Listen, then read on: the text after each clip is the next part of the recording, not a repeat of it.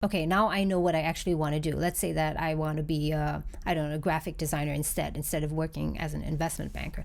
But still, I can't afford it. It's a luxury, right? Because I would need to learn a bit about graphic design. That would take me some time, even though I might have dabbled a bit with it in my free time, and I might need to get, I don't know, some certificate or some training, and then I need to find a new job, and then I might start from the bottom again, and so on. And to that, I would say, yeah, it takes time.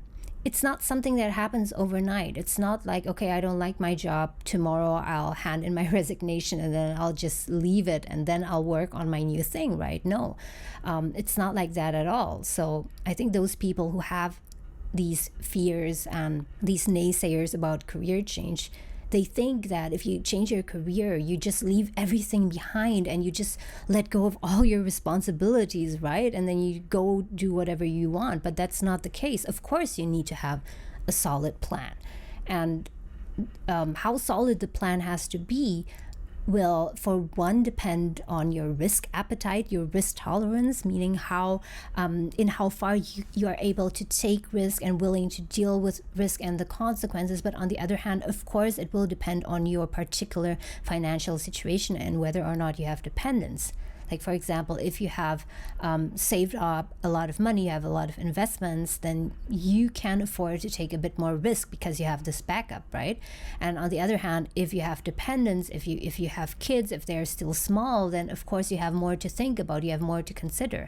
That means that you might need much more time to enable that career change.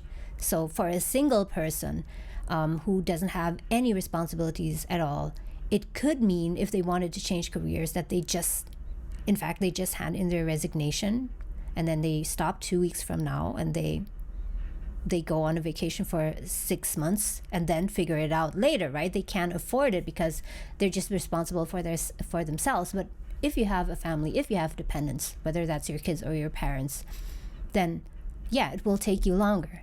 It might take you 1 year. It could take you 2 years, it could take you 3 years, and if you want to do a very drastic career change, it could even take you 5 years. But it doesn't matter because in the end, it can eventually happen. You just need to plan for it for the long term, and it will still be worth it.